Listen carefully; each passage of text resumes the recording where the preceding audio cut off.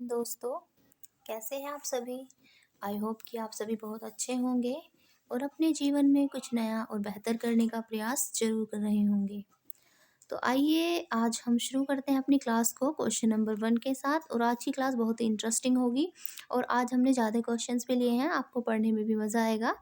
तो question number 1 कहता है निम्नलिखित कथनों पर विचार कीजिए तथा नीचे दिए गए कूट से सही उत्तर का चयन कीजिए। तो हम देखते हैं इसमें से फर्स्ट दिया है हमें रिहंद बांध सोन नदी की एक सहायक नदी पर है। तो रिहंद बांध की यहाँ पर बात की जाए तो बिल्कुल ये जो रिहंद बांध है ये रिहंद नदी पर ही है। कौन सी नदी पर है? रिहंद बांध रिहंद नदी पर ही है, जो कि सोन नदी की एक सहायक नदी है। बिल्कुल सही। रिहंद नदी जो है ये सोन नदी की एक ट्रिब्यूटरी रिवर भी है, तो ये पॉइंट नंबर जो 1 है ये एकदम सही है। सेकंड है हीराकुंड बांध, बांध जो है ये महानदी पर है, तो ये भी सही है। हीराकुंड बांध ये स्थित है ओडिशा में और ओडिशा में जो कौन सी नदी पर है? तो महानदी पर है, ये भी एकदम करेक्ट है। तो ये भी क्या है? एकदम सही है। ये कहाँ पर है? ओडिशा के अंदर पड़ता है। ओडिशा में हीराकुंड बांध है और कौन सी नदी पर? महानदी पर। फिर है थर्ड तुंगभद्रा परियोजना आंध्र प्रदेश एवं कर्नाटक का संयुक्त उपक्रम है। तो बिल्कुल ये जो तुंगभद्रा परियोजना है भारत की एक प्रमुख नदी घाटी परियोजना है और ये आंध्र प्रदेश और कर्नाटक दोनों की मिली जुली परियोजना है, ये भी एकदम सही है। फिर है दामोदर नदी की एक सहायक नदी बराकर है, बराकर पर है। तो ये जो दामोदर नदी की सहायक नदी पर बराकर है स्थित है और इस पर जो बांध है उसका नाम है मेथान बांध। कौन सा बांध है? मेथान बांध। मेथान बांध स्थित है कहाँ पर? ये इसकी सहायक नदी है बराकर नदी, उस पर स्थित है। तो ये सारे के सारे ऑप्शंस क्या दिए हुए हैं? यहाँ पर ठीक दिए हुए हैं, इसलिए यहाँ पर ऑप्शन नंबर जाएगा डी के साथ और इसमें चारों दिए हुए हैं, तो ये यहाँ पर सही होगा।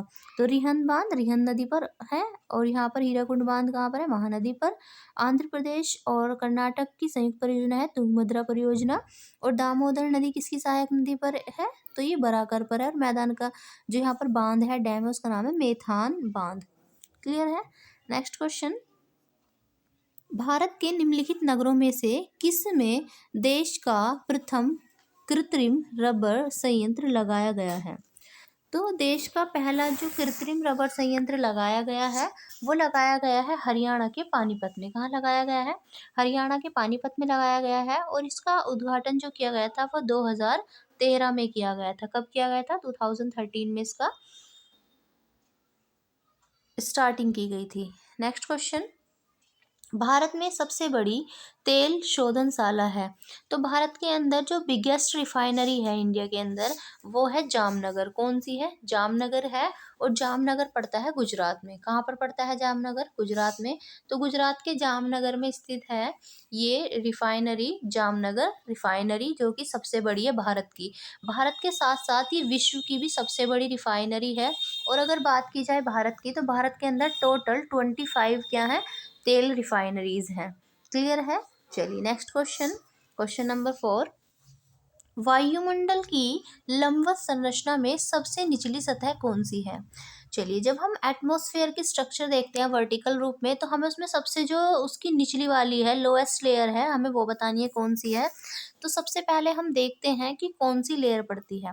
तो सबसे पहले अगर हम बात करें तो सबसे पहले आता है हमारा क्षोभ मंडल। सबसे नीचे से जब हम स्टार्ट करते हैं तो क्षोभ मंडल आता है। सबसे पहले कौन सा मंडल आता है? हमारा क्षोभ मंडल आता है। वर्टिकल रूप में हम देखते जाएंगे। क्षोभ मंडल के बाद आता है हमारा समताप मंडल। कौन सा मंडल आता है? समताप मंडल। समताप मंडल के बाद जो हमारा आता है वो आता है ओजोन मंडल। कौन सा मंडल आता है? ओजोन मंडल। इसके बाद हमारा आता है आयन मंडल। ओजोन मंडल के बाद क्या आता है हमारा? आयन मंडल। और इस ओजोन मंडल को हम मध्य मंडल भी क्या देते हैं? क्या क्या देते हैं? इसको हम मध्य मंडल के नाम से भी जानते हैं। और फिर इसके बाद जो आता है हमारा आयन मंडल के बाद वो होता है बाह्य मंडल। क्या होता है? बहिर्मंडल या फिर बाह्य मंडल के नाम से हम इसे जानते हैं। तो यहाँ पर ये इनका क्रम है। और हमसे सबसे नीचे वाली पूछी है, जो सबसे नीचे वाली जो होती है उसका नाम क्या होता है? क्षोभ मंडल का, सॉरी, तो सबसे नीचे वाली जो होती है वो होती है क्षोभ मंडल। तो क्षोभ मंडल की यहाँ पर बात की जाए तो अब यहाँ पर हमें जिनके नेम दिए हैं वो हिंदी में नहीं दिए, लेकिन यहाँ पर ये सारे नाम मैंने आपको हिंदी में बताए हैं, तो इसलिए हमें इनके नाम इंग्लिश में भी पता होने चाहिए। चलिए, तो क्षोभ मंडल की जब हम बात करते हैं, मैं आपको इनके नाम सबके इंग्लिश में भी बता देती हूँ। चलिए, इधर लिख देती हूँ मैं। तो क्षोभ मंडल को कहते हैं हम ट्रोपोस्फेयर। क्या कहते हैं? ट्रोपोस्फेयर कहते हैं। ट्रोपोस्फेयर कहा जाता है किसको? क्षोभ मंडल को। ट्रोपोस्फेयर के बाद आती है स्ट्रेटोस्फेयर। स्ट्रेटोस्फेयर के बाद आती है ओजोन स्फेयर। ओजोन स्फेयर के बाद आती है हमारी आयनोस्फेयर। और आयनोस्फेयर के बाद आती है हमारी एक्सोस्फेयर। क्लियर है? तो सबसे नीचे वाली कौन सी है? ट्रोपोस्फेयर। तो option number C is the right answer. ये आपको इंग्लिश में जरूर याद होने चाहिए। देखो, यहाँ पर पूछा हुआ क्वेश्चन है, किस तरह से दिया है, तो इस तरह से आपसे पूछा जाता है। नेक्स्ट क्वेश्चन है, निम्नलिखित जनगणना वर्षों में किसे भारत के जनांगीय के इतिहास में महान विभाजक के रूप में जाना जाता है? तो यहाँ पर क्या हुआ था, 1921 में भारत के अंदर जब जनगणना की शुरुआत हुई थी, एक क्वेश्चन तो आपसे पूछा जाता है कब हुई थी, तो 1872 में हुई थी। भारत के अंदर जनगणना की सर्वप्रथम शुरुआत कब हुई थी? 1872 में हुई थी। और करने वाला व्यक्ति कौन था? तो लॉर्ड मेयो हुआ करता था। कौन हुआ करता था? तो 1872 में मेयो कौन हुआ करता था? मेयो, लॉर्ड मेयो हुआ करता था। इसके समय में सबसे पहले भारत की जनगणना की शुरुआत हुई थी। और भारत में महान विभाजक वर्ष के रूप में जाना जाता है 1921 को, क्योंकि इसमें नकारात्मक वृद्धि हुई थी भारत की जनसंख्या में, इसलिए इसको भारत की जनसंख्या का विभाजक वर्ष कहा जाता है।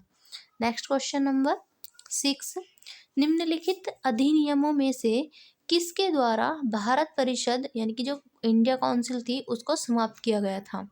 तो पूछा गया है, मार्ले मिंटो सुधार 1919 के द्वारा, या भारत सरकार अधिनियम 1919 के द्वारा, भारत सरकार अधिनियम 1935 के द्वारा, या फिर भारतीय स्वतंत्रता अधिनियम 1947 के द्वारा। तो इनमें से भारतीय परिषद काउंसिल को समाप्त जो किया गया था वो किया गया था भारत सरकार अधिनियम 1935 के द्वारा। किसके द्वारा किया गया था? तो भारत सरकार अधिनियम के द्वारा 1935 के द्वारा ही इसको समाप्त कर दिया गया था। नेक्स्ट क्वेश्चन, निम्नलिखित में से कौन सा एक सही सुमेलित नहीं है? इनमें से जो सही सुमेलित नहीं है हमें वो बताना है। तो हमें बताना है इनमें से कौन सा सही सुमेलित नहीं है। तो सबसे पहले दिया गया है हमें नागरिकता। क्या नागरिकता भाग 2 में आती है? तो बिल्कुल सही, नागरिकता भाग 2 में आती है। तो ऑप्शन नंबर एकदम सही है और हमें गलत वाला बताना है।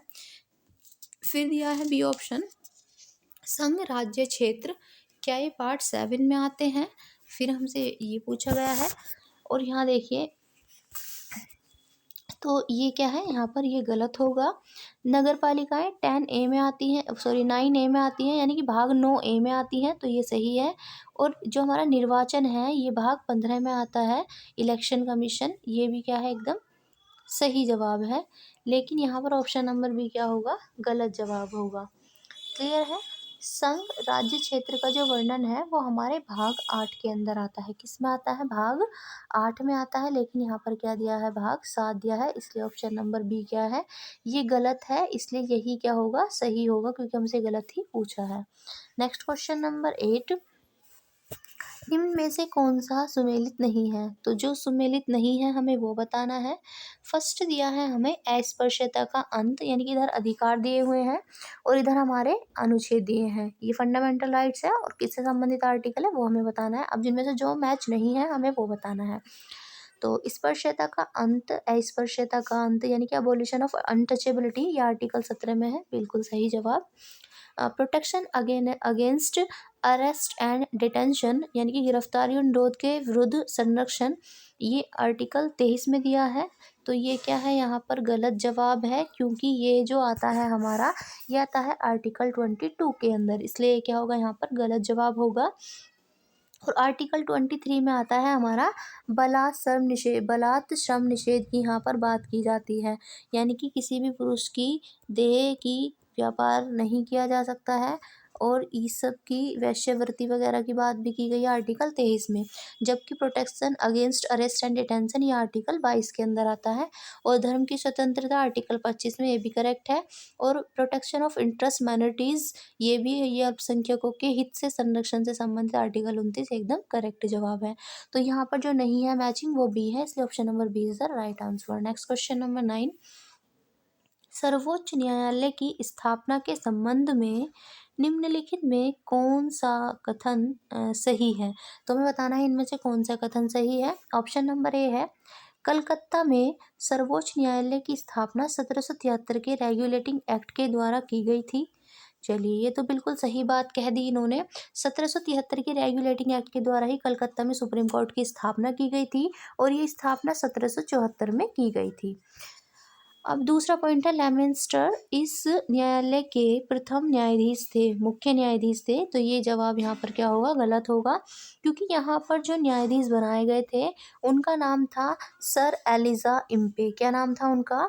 सर एलिजा इम्पे नाम हुआ करता था उनका। क्या नाम था? सर एलिजा इम्पे नाम था। तो यहाँ पर ये जो थे ये अन्य न्यायाधीशों में शामिल थे, लेमेंस्टर। तो इसलिए यहाँ पर ऑप्शन नंबर भी गलत है और केवल एक सही है, इसलिए ऑप्शन नंबर ए क्या होगा? यहाँ पर सही जवाब होगा। नेक्स्ट क्वेश्चन, कार्यकारी न्यायाधीशों की नियुक्ति की जाती है। तो जो एक्टिंग जजेस होते हैं, एक्टिंग जजेस को कौन अपॉइंट करता है, हमें ये बताना है। तो इनकी नियुक्ति किसके द्वारा की जाती है? सुप्रीम कोर्ट के द्वारा, डिस्ट्रिक्ट कोर्ट के द्वारा, हाई कोर्ट के द्वारा, या फिर ए एंड बी दोनों के द्वारा। तो जब हम कार्यकारी जजेस की बात करते हैं तो इनकी नियुक्ति हाई कोर्ट के द्वारा की जाती है। किसके द्वारा की जाती है? हाई कोर्ट के द्वारा। भारतीय संविधान का जो आर्टिकल 223 है, 223 है, इसके अंदर कार्यकारी मुख्य न्यायाधीश और आर्टिकल 224 के अंदर जो अपर और कार्यकारी न्यायाधीशों की नियुक्ति है उन सब का वर्णन इसमें किया गया है, और जो मेन जज है उसका 223 में किया गया है। क्लियर है? चलेंगे। तो एक चीज़ और समझ लीजिए यहीं पर, राष्ट्रपति के द्वारा किसी भी उच्च न्यायालय की न्यायाधीश को उस उच्च न्यायालय का कार्यकारी मुख्य न्यायाधीश नियुक्त कर सकते हैं। राष्ट्रपति के पास ये पावर होती है। जब हाई कोर्ट के मुख्य न्यायाधीश का पद अगर खाली हो जाता है या फिर जो हाई कोर्ट का मुख्य न्यायाधीश है वह अस्थायी रूप से अनुपस्थित होता है, या मुख्य न्यायाधीश अपने कार्य को करने में सक्षम ना हो, तो उस समय भी क्या किया जा सकता है? यहाँ पर इनकी कार्यकारी न्यायाधीशों की नियुक्ति की जा सकती है। चलिए नेक्स्ट देखते हैं, क्वेश्चन नंबर 11। इसमें बताना है निम्नलिखित में से कौन सा सही सुमेलित नहीं है, हमें वो बताना है। तो पहले दी गई है एक तरफ हमें संस्था यानी कि बॉडीज दी गई हैं, और दूसरा उनका हमें एस्टैब्लिशमेंट ईयर दिया हुआ है। पहला है अंतर्राज्यीय परिषद। तो अंतर्राज्यीय परिषद की स्थापना 1990 में हुई थी, एकदम सही है। दूसरा है राष्ट्रीय विकास परिषद, नेशनल डेवलपमेंट काउंसिल। देखिए, इसकी स्थापना 1954 में नहीं हुई थी, इसकी स्थापना हुई थी 1952 में। ये क्वेश्चन बहुत बार पूछा गया है पेपर में, आपको पता होना चाहिए। तो यहाँ पर हमसे नहीं वाला पूछा है, इसलिए ये क्या होगा? यहाँ पर सही जवाब होगा। और केंद्रीय सतर्कता आयुक्त CVC, इनकी स्थापना जो की गई थी वो 1964 में की गई थी, ये सही है। और राष्ट्रीय मानवाधिकार आयोग की स्थापना 1993 में की गई थी, यह भी एकदम सही जवाब है। नेक्स्ट क्वेश्चन, दो लिस्ट दी गई हैं, फिर से हमें मैच करना है इन्हें लिस्ट को।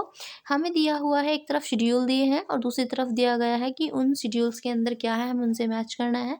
जैसे कि सूची 7 की अगर हम बात करें तो सूची 7 जो है स्केड्यूल 7 बात करता है संघ और राज्य की जो समवर्ती सूचियाँ हैं उनके बारे में। तो यहाँ पर जो होगा इसका फर्स्ट का थर्ड होगा। देखिए, जो हमारी स्केड्यूल 7 है उसमें 3 लिस्ट दी गई हैं, संघ सूची, राज्य सूची और समवर्ती सूची। तो यहाँ पर 3 लिस्ट की बात कौन करता है? ये 7वें स्केड्यूल के अंदर की गई है। फिर 8वें स्केड्यूल की अगर हम बात करें तो ये बात करता है लैंग्वेज यानी कि भाषा की, इसलिए ऑप्शन नंबर 2 का 1 होगा। फिर 9वीं अनुसूची, ये संबंधित है हमारी कुछ अधिनियमों का, इसमें विधि का मान्यकरण किया गया है, यानी कि वैलिडेशन ऑफ सर्टेन की बात करता है कौन? हमारा ऑप्शन नंबर 4 में दिया हुआ है। और 10वीं अनुसूची ये संबंधित है दल बदल के आधार पर निर्भरता के बारे में, दल बदल कानून से संबंधित है हमारी ये अनुसूची नंबर 10। तो फर्स्ट का होगा थर्ड, और फर्स्ट का थर्ड हमें बी और डी में दिया है, सेकंड भी ये मैच कर रहा है 1।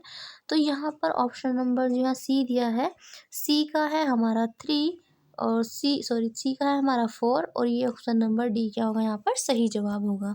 नेक्स्ट क्वेश्चन नंबर 13, निम्नलिखित में से कौन भारतीय संविधान के अनुसार सम्मिलित नहीं है? तो हमें बताना है इनमें से कौन सा भारतीय संविधान के अनुसार सम्मिलित नहीं है। तो पहला दिया है पंचायतें। क्या पंचायतें ये भाग 9 में आती हैं? बिल्कुल सही जवाब, पंचायतें भाग 9 में शामिल हैं। फिर है नगर पालिकाएं, म्यूनसिपैलिटीज़। क्या म्यूनसिपैलिटीज़ 9A में आती हैं? बिल्कुल सही जवाब। और फिर पूछा है कोऑपरेटिव सोसाइटीज़ यानी कि सहकारी समितियाँ, ये 9B में आती हैं। बिल्कुल सही। लेकिन जो ट्रिब्यूनल्स है ये भाग 10 में नहीं आते हैं, इसलिए हमसे जो गलत है वही पूछा, और गलत वाला कौन सा होगा हमारा? ऑप्शन नंबर डी होगा। क्योंकि ये जो म्यूनसिपैलिटीज़ हैं ये 10 में नहीं आती हैं, ये आती हैं भाग 14 के ए पार्ट में आती हैं। किस में आती हैं? भाग 14 के ए पार्ट में आती हैं। नेक्स्ट क्वेश्चन देखेंगे, क्वेश्चन नंबर 14। यहाँ पे भी 2 लिस्ट दी गई हैं और हमें बताना है, सूची फर्स्ट में दिए गए हैं बैंक और दूसरे में दिया गया है उसका टाइप, कि कौन सा बैंक किस टाइप का है। तो यहाँ पर अगर हम बात करें इंडियन बैंक की, तो ये इंडियन बैंक कैसा बैंक है? ये एक सार्वजनिक बैंक है, यानी कि एक पब्लिक बैंक है। तो फर्स्ट का 4 होगा, और फर्स्ट का 4 हमें सी और डी में दिया है। और दूसरा है ICICI बैंक। तो ICICI बैंक ये एक प्राइवेट बैंक है, निजी बैंक है। तो यहाँ पर बी का 3rd होगा, और बी का 3rd हमारा इसमें दिया हुआ है। तो ऑप्शन नंबर डी क्या होगा? सही जवाब होगा। तो अब सिटी बैंक देखेंगे तो ये एक फॉरेन बैंक है, विदेशी बैंक है। और यहीं पर सारस्वत बैंक की बात की जाए तो ये एक सहकारी कोऑपरेटिव बैंक है, इसलिए option number D is the right answer. Next question, WTO के अंतर्गत सरकारी न्यूनतम समर्थन मूल्य जो MSP दिया जाता है एवं बाजार मूल्य के अंतर जब सीधे किसानों को भुगतान किया जाता है तो उसे क्या कहा जाता है? तो जब WTO के अंतर्गत जो सरकारी न्यूनतम समर्थन मूल्य होता है, MSP होता है, तो जब ये और जो बाजार मूल्य के अंतर का जो अंतर होता है, तो जब ये सीधे किसानों को भुगतान कर दिया जाता है तो उसे क्या कहा जाता है? नीला बॉक्स, हरा बॉक्स, पीला बॉक्स या गुलाबी बॉक्स सहायिका। तो कौन सी इनको सब्सिडीज कहा जाता है? तो इस अंतर को कहा जाता है नीला बॉक्स सहायिका, यानी कि ब्लू बॉक्स सब्सिडीज। क्लियर है? चलिए, तो आज की क्लास में इतने ही क्वेश्चंस रखते हैं, फिर मिलते हैं एक नई वीडियो में। और अगर आप इस क्लास की PDF भी पढ़ना चाहते हैं, लेना चाहते हैं, तो आप इस क्लास की PDF के लिए टेलीग्राम लिंक को ज्वाइन कर सकते हैं। आपको डिस्क्रिप्शन बॉक्स में इसका लिंक मिल जाएगा। तब तक के लिए ध्यान रखिएगा। Bye bye and take care.